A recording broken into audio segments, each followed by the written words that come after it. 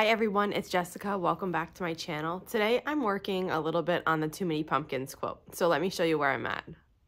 Here's where we left off with the pumpkins, and I've cut out some pieces and I'm about to add the next one. So this one's going to be big. It's going to be bigger than this one, and it's going to be wider too. And then it's going to have part of this green leaf under it, a part of a brown leaf, and part of a this color, like a maroon leaf under it.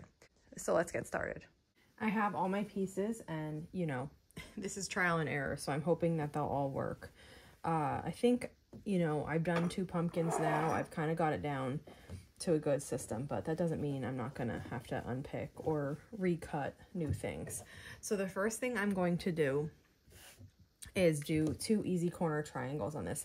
This pumpkin is in 3 pieces because each piece needs something different. The middle just has these 2 easy corner triangles, and then there's like a top piece that has a little more to it and a bottom piece. So this part is easy. I have to start with the easiest thing first. And also I have my 34D foot on, so I'm going to try to do all of the things that need easy corner triangles before I change feet back to my 1/4 inch foot. So that's it for this one. It's just gonna be like this. Now, the row above it is this piece, and this gets easy corner triangles on each end. And then it gets further pieced, but we'll just do the easy corner triangles for now.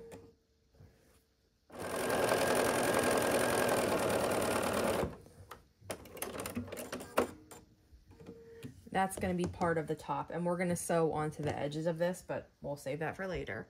The only other easy corner triangle I need for this, let me find the right piece. Part of this green stem from the leaf that's to the left of this pumpkin is kind of being tucked under it. So I'm going to piece it like an easy corner triangle, and it'll look like that. So I'm just going to take a second here, match it up all the way around, and then sew from corner to corner.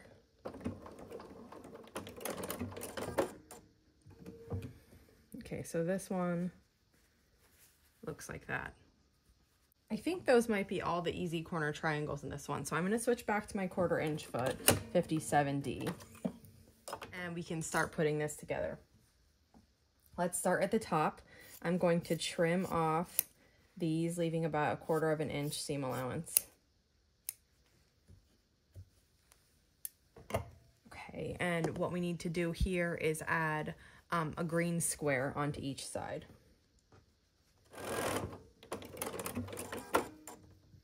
And this is the top unit for the pumpkin then. We can sew this to that middle, to the middle unit. Let me just clip off these.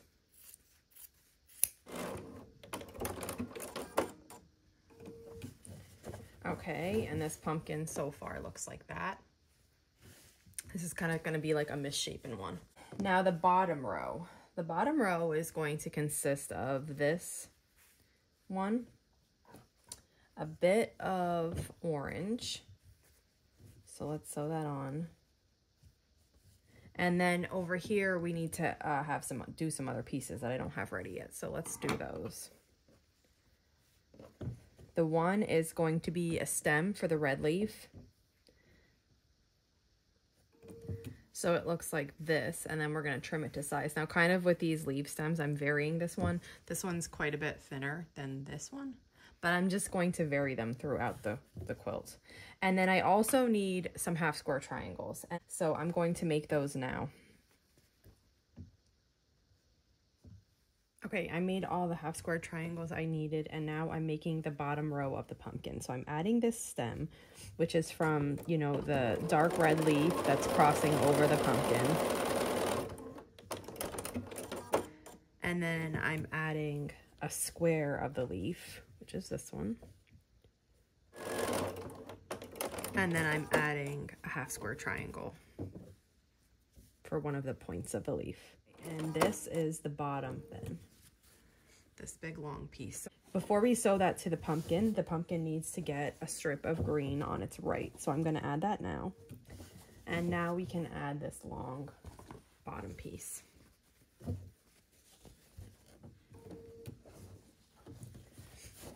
Here's what it roughly looks like. Now it needs its leaves, so I'm going to finish that part now.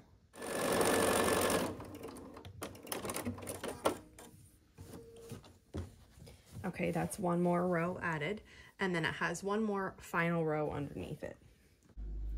Now I brought over the piece I made last time, and I'm not going to join these quite yet because I don't know if you can see, well, if I bring it forward you can see this one is like one higher than this, and I could put like a row of green and join it, but I think I wanted a pumpkin really close to this one, like just sitting right on top of it, so I'm not going to join these yet. Now I did make the pumpkins that go to the right of this, but I'm also not joining those because they are like one height, again, too small. So I'm gonna set this aside and show you the ones I've made. So I made this tall one with the yellow leaf, and next to that goes this wide one with like this like grayish brown leaf and a red leaf, and then on the end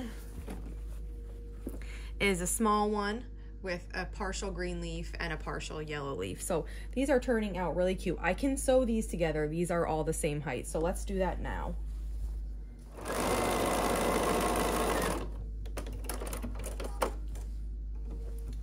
All right, so those are joined. Let me give you a rough idea of what this is going to look like. And here's what I have so far. So I think it looks really cute.